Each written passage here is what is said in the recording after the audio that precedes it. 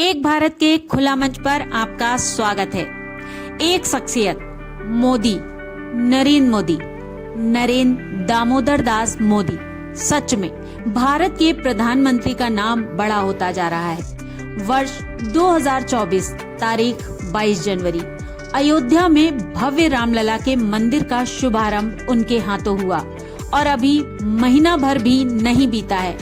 तारीख 14 फरवरी बोले तो वसंत पंचमी के दिन मुस्लिम मुल्क यूएई की राजधानी आबू धाबी में मंदिर का उद्घाटन उनके हाथों हुआ।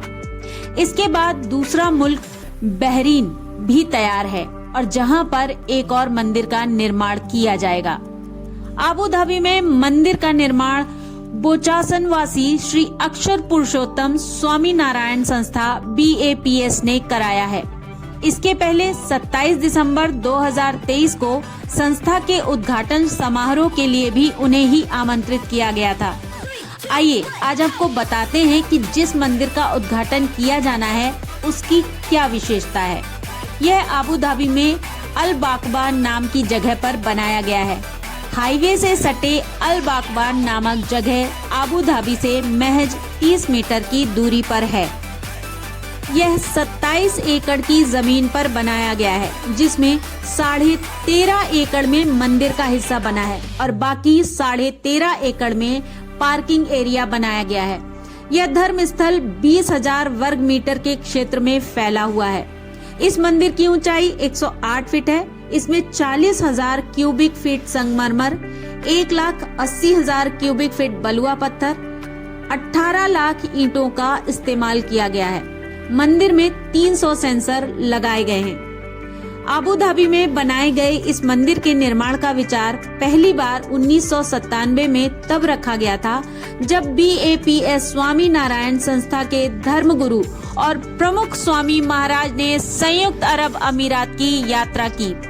मंदिर के निर्माण का उद्देश्य देशों, संस्कृतियों और धर्मों के बीच एकता को बढ़ावा देना था।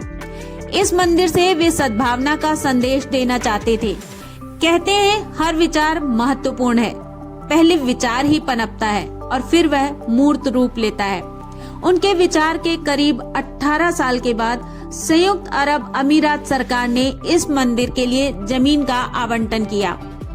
अगस्त 2015 में मंदिर के लिए भूमि आवंटित करने की घोषणा की गई। दरअसल आबू धाबी के क्राउन प्रिंस शेख मोहम्मद बिन जायद अल नाहयान ने भारत और संयुक्त अरब अमीरात के संबंधों के प्रगाढ़ बनाने के लिए यह कदम उठाया था। 16 अगस्त 2015 को प्रधानमंत्री नरेंद्र मोदी ने इस फैसले की जानकारी दी और इसके लिए संयुक्त अरब अमीरात सरकार का आभार भी जताया।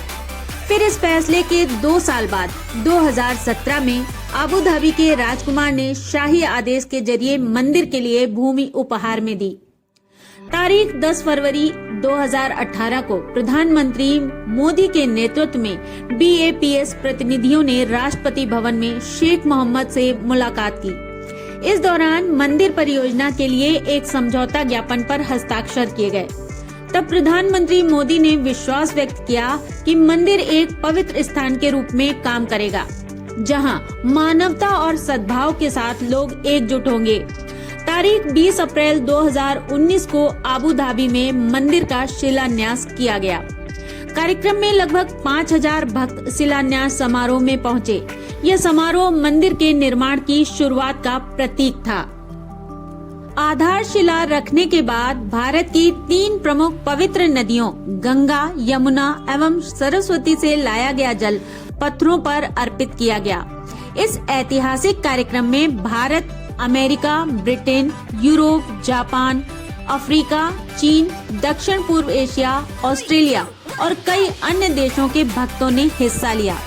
सबसे बड़ा इत्तेफाक, भाजपा का चुनाव चिन्ह कमल है और मंदिर प्रशासन ने इस मंदिर को रेगिस्तान में खिलता कमल की संज्ञा दी है। भाजपा बोले तो भरोसा भारत का। भाजपा बोले तो भरोसा भारत का। वसंत पंचमी पर मंदिर के उद्घाटन के अवसर पर प्रधानमंत्री नरेंद्र मोदी ने कहा, यह मंदिर पूरी दुनिया के लिए सांप्रदायिक सौहार्द और एकता का प्रतीक होगा। यह सिर्फ एक पूजा स्थल नहीं, मानवता की साझी विरासत का प्रतीक है। इसके निर्माण में यूएई सरकार की भूमिका सराहनीय है। उन्होंने कहा कि अयोध्या में हमारी असीम खुशी आज अबू धाबी में और बढ़ गई है। यह मेरा सौभाग्य है कि मैं पहले अयोध्या में भव्य श्री राम मंदिर और फिर अबू धाबी में इस मंदिर का साक्षी बना हूँ। गौरतलब है कि भारतीय दूतावास के आंकड़ों के मुताबिक यूएई में तकरीबन 26 लाख भारतीय रहते हैं, जो वहां की आबादी का 30% हिस्सा है। मंदिर के उद्घाटन के मौके पर प्रधानमंत्री ने एक पत्थर पर वसुधैव कुटुंबकम भी उकेरा। वसुधैव कुटुंबकम अर्थात सारा संसार एक परिवार।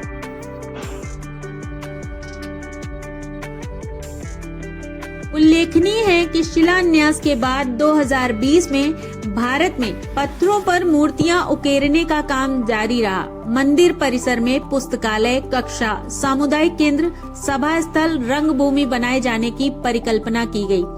अगस्त 2023 में मंदिर के लिए वह घड़ी आई जब यह साकार रूप ले चुका था। अयोध्या के राम मंदिर की तर्ज पर यह भी नागर शैली में बनाया गया है। अबू धाबी के बाद अब दूसरे मुस्लिम मुल्क बहरीन में भी मंदिर बनाने की तैयारी शुरू कर दी गई है। इसके विरोध में कई कट्टरपंथी भी दिख रहे हैं, लेकिन इसके बावजूद सनातन का प्रकाश चहुं ओर फैल रहा है। तारीख 27 दिसंबर 2023 को BAPS के स्वामी ईश्वर चरण दास और स्वामी ब्रह्म विहारी दास के साथ मौजूद शिष्टमंडल ने उद्घाटन समारोह के लिए PM मोदी को आमंत्रित किया था और अब मोदी ने इसका उद्घाटन कर सनातन की पताका मुस्लिम देश में भी फहराकर संदेश दिया है कि सनातन बोले तो सब स्वीकार। एक अन्य जानकारी के अनुसार आप यह भी जान लें कि इस मंदिर के लिए जमीन मुस्लिम शासक संयुक्त अरब अमीरात के राष्ट्रपति शेख मोहम्मद बिन जायद अल नाहयान ने दान दी है। इसके प्रोजेक्ट मैनेजर सिख हैं, चीफ आर्किटेक्ट हैं ईसाई, डिजाइनर बौद्ध, कंस्ट्रक्शन कंपनी पारसी ग्रुप और निदेशक जैन समुदाय से हैं। कुल मिलाकर कह सकते हैं कि सर्वधर्म समभाव ही सनातन की पहचान है। तभी हम कह सकते हैं सनातन बोले तो सब स्वीकार्य। ऐसी ही रोचक जानकारियों के लिए जुड़े रहें हमारे चैनल के साथ। भारत का सबसे बड़ा विचार, एक से एक भारत। लाइक करें, कमेंट करें, सब्सक्राइब करें और शेयर करना ना भूलें।